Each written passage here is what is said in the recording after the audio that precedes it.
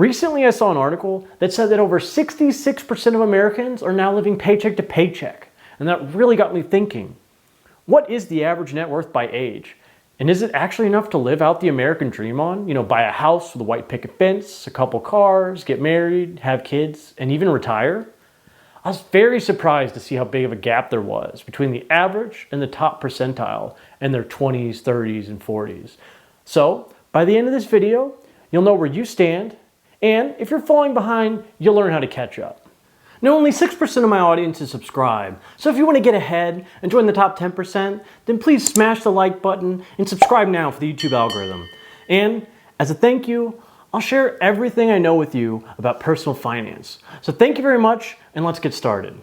So, first off, it's crucial to understand how to actually calculate your net worth. It's not just about how much money you make, but how much money you're actually able to save or invest. There are many people who make $500 or $600K and have nothing to show for it. While there are also everyday people making $50 or $60K who have $1 million or more saved up. To calculate your net worth, you simply need to subtract your liabilities from your assets. Or in simpler terms, you need to subtract the amount of money you owe from the value of everything that you own. Now what's left over is your net worth. Here's a simple example.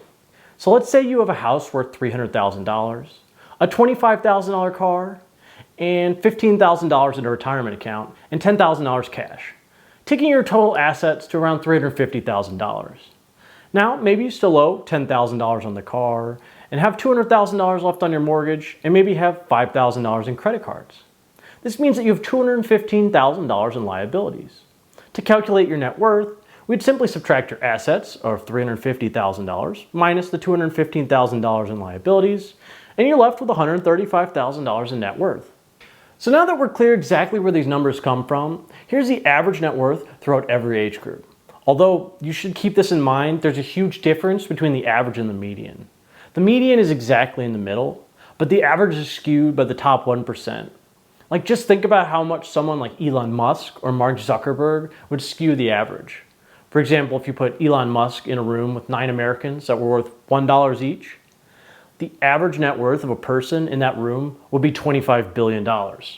So, if you're going to compare your net worth, the median is a much more realistic and typical goalpost to reference, since that's perfectly in the middle of the richest and poorest Americans.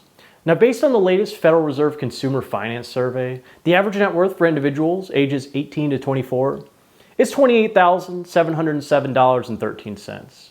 And remember, this is being heavily skewed by the top 1%, who are making $435,076. So, if your net worth is less than average, you shouldn't be discouraged. You have people like the Stranger Things cast getting paid $7 million for the final season, or Miranda Cosgrove making $180,000 per episode of iCarly. Most people this age are in college or just starting their career, and those in college have an average of $38,000 in student loan debt. So it's pretty common to have a negative net worth even at this age, especially for those who go into higher education. And this is why it's especially important to get started as early as you can. Don't take on too much debt, and maybe get a credit card without any annual fees to start building your credit so that you can buy a house later, and invest and save as much as you can. 50% of your credit score is based on your on-time payments and the length of payment history, so the earlier you get started, the better.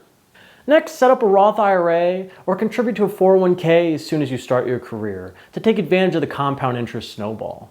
Try to put at least 10% of your income towards retirement and save another 10 to 20% to build up a 3 to 6 month emergency fund in case of something bad happens.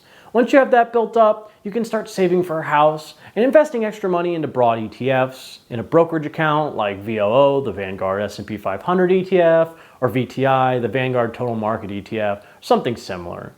Even if you can only toss an extra like $100 a month into your investments, it'll go a long way in the long run.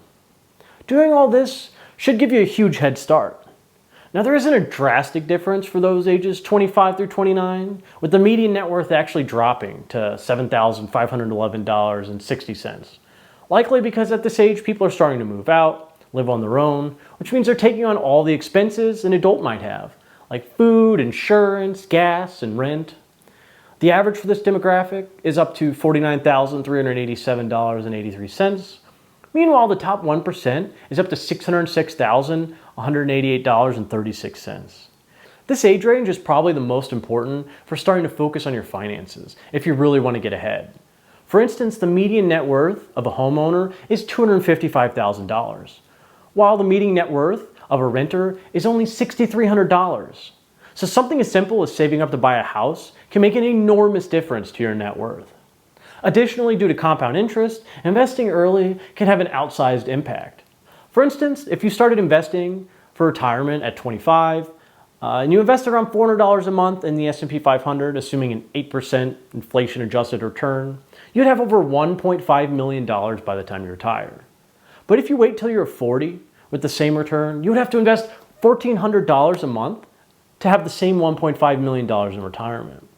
Now the numbers really start to grow with the 30 to 34 demographics, averaging a net worth of $122,699.69, a median of $35,111, and the top 1% earning over $956,000.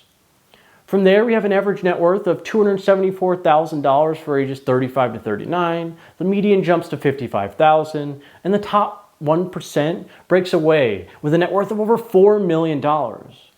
And this is the time in your life where your career really starts to take off and move towards higher earnings. Those who started businesses may start to exit. Some win the startup lottery and make a large fortune off an IPO. Or, maybe they have well-timed investments or just found their old crypto wallet with 1,000 Bitcoin from 2014. A good rule of thumb is that your net worth should be equal to 4 times your annual expenses or 2 times your annual income by 35. During this time, it's especially important to fight off any lifestyle inflation. Just because your wages are starting to go up doesn't mean your spending should also go up. Now that you're making more money, try to save and invest more money. Or at least shoot to save and invest at least 20% of your income. Make sure to pay off any high interest debt so that your only loan is your mortgage. If you don't have a house by this point, really double down on saving up to buy a house, as this is the largest wealth creator for the average American of any asset class. Once you reach your 40s, you really start closing in on your peak wages. The median net worth for ages 40 to 49 demographic is $164,000. The average is $760,000, and to be in the top 1%, you'll need a net worth of almost $10.5 million. Now, the biggest driver at this age is most likely your home, as your mortgage forces you to build equity each month, and your home typically appreciates 2 to 3% each year. Since you have a mortgage, this investment is actually leveraged. If you have a low down payment, the leverage is actually pretty high. For instance, if you put 10% down on a house, the house is leveraged 10 to 1.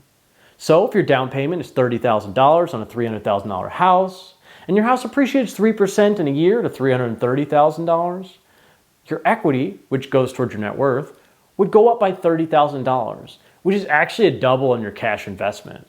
So you can never really achieve the same return with stocks. Although your equity goes up, your leverage ratio goes down, but this will continue to create enormous value over the lifetime that you own the home. Something else to keep in mind is at this age is that you really should start maxing out your retirement accounts if you can, as you're creeping towards the retirement date and you don't want to be part of the half of Americans who can't afford to retire. Once you're in your 50s, the average net worth is all the way up to $1,165,000, with the median of $171,000 and the top 1% having a whopping $17.5 million. By this age, most experts recommend having at least 5 to 7 times your annual earnings in savings and investments to be on track to retire, which means the median person is actually way behind and has a lot of catching up to do. Studies show that the average retiree spends around $51,000 a year or $4,100 a month during retirement. The typical Social Security payment only covers around $2,500 of this, so you'll still need to come up with an additional $1,600 per month from your investments and savings. And that is assuming you don't have any major medical expenses or life events pop up. Assuming you follow the 4% rule, this means you'd need around $500,000 invested, not including your house and other liquid assets that you can't sell small amounts of each month to fund your living expenses. You should also be at least halfway towards paying off your mortgage at this time. You really want to have your mortgage fully paid off by the time you retire, so you aren't burning your retirement fund and selling your investments to pay for your mortgage and burning it on mortgage interest. Paying off your house should drastically reduce your monthly expenses and it should honestly give you a lot of peace of mind. If you're a Dave Ramsey fan, you probably don't have any debt at all by this point, if you can help it, or you're really close to paying off all of your loans. Finally, we have your net worth in your 60s, with an average of $1.25 million, a median of $271,000, and the top 1% worth $16.4 million. At this point, you really want to have your mortgage paid off, with the retirement age being 67.